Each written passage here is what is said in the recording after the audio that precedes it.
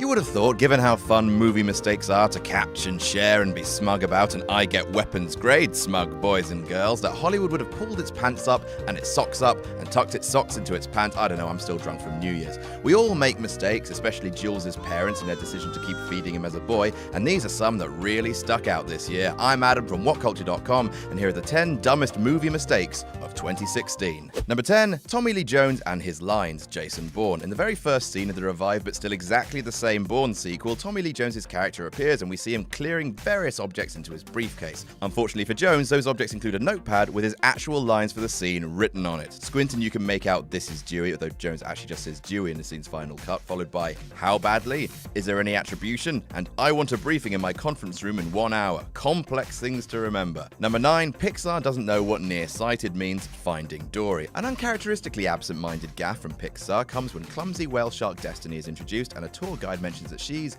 nearsighted, which would imply that she can see objects up close just fine, but struggles with distant objects. Nothing weird or off about that, right? However, Destiny's most memorable trait in the film is that she has trouble seeing things close up and frequently bumps into them, which would in fact suggest that she's far-sighted, which is in fact the opposite. Bad fish. Number 8, modern-day thermostat, Free State of Jones. It's now getting to the stage where you almost want to see Matthew McConaughey slum it with a bad performance in a movie just for old time's sake. Luckily, the team behind Free State of Jones decided to pay homage to his former badness in their editing work for this unfortunately boring war film. After plantation owner James Eakins swears an oath, he returns to his home and upon opening the door, a modern-day thermostat is clearly visible on the wall, out of focus but still easy to spot. Are we supposed to believe that Eakins is a time traveler? Because that might make the film a bit better. Number 7, London Calling 2 years early, The Conjuring 2. Another historical goof in a period set movie. If you're going to bother putting something in the past, the least you can do is pay attention to the year that you choose. And yet, in the first scene after the movie's opening title sequence, it takes place in Enfield, 1977, with the Clash's iconic tune London Calling playing over a montage of London's most famous monuments. That is a full 2 years too early though, as London Calling didn't actually come out until the tail end of 1979. You can argue that director James Wan was merely trying to evoke a certain mood, but it's not like the UK music scene was exactly wanting for smash hits back in 1977. Number 6, German police in Bucharest, Captain America Civil War. Captain America Civil War was the best comic book movie of the year. Don't at me, DC nerds, but it's not flawless, particularly in terms of its geographical awareness. When Bucky is being all conspicuous and moody in Bucharest, Romania, he's spotted and assaulted by a SWAT-like police squad. The soldiers, however, are wearing Polițai identifiers on their clothing, where the Romanian equivalent of that would in fact be Poliția. Poliția? Poliția. I don't speak Romanian. The simple explanation is that Berlin doubled for Bucharest during shooting, so the production only had German-style SWAT outfits sitting around and couldn't source any legit Romanian ones in time. Number 5, that ever-changing hair, the Divergent series Allegiant. It's hard not to be distracted by the constantly changing hairstyle of Andy Bean in the latest Divergent movie, provided that you bothered to see it, and apparently you didn't. Sometimes the sides of his head have been shaved extremely short, and sometimes it's clear it hasn't been shaved much at all. This isn't just apparent in individual scenes, but also between shots in the same scene, suggesting that significant portions of the film were reshot, and either Andy Bean couldn't shave his head again due to conflict with another role, or perhaps, more likely, nobody could be bothered.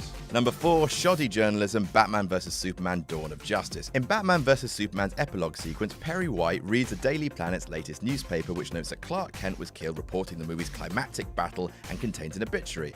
Presumably, the paper doesn't actually care all that much about him dying, because if you look closely, the same wall of text is repeated over and over. I mean, were there no Warner Brothers slave interns they could have beaten into writing a page of text? Number 3, inaccurate New York skyline, Sully. Despite being acclaimed as an affectionate document of the miracle on the Hudson, Sully contains one mistake that's sure to be majorly distracting to New York residents in particular. During the flashback scenes of the incident, 432 Park Avenue skyscraper is plainly visible numerous times in the skyline of New York, despite construction taking place from 2012 to 2015, while the incredible event itself happened way back in 2009.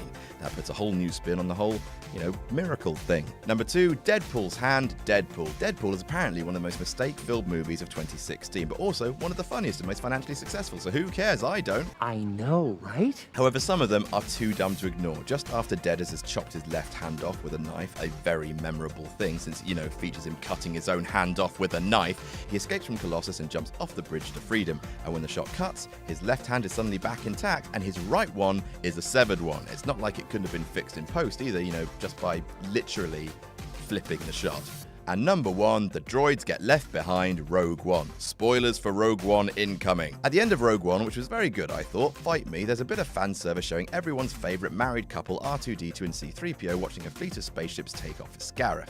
Part of that fleet is the Tantive 4 with plastic Princess Leia on board. However, because New Hope takes place instantly after Rogue One, R2 and 3PO would have had to have been on that ship rather than cattily watching it take off. In one simple goof, the entirety of New Hope is undone. Leia can't find a droid to give the plans to, Yavin 4 is destroyed, and the Empire never has to strike back. And that's our list. Did we miss any out? Tell us about it in the comments. Don't forget to like, share, and subscribe. You can follow me on Twitter here. I'm Adam from WhatCulture.com, and I'll see you soon.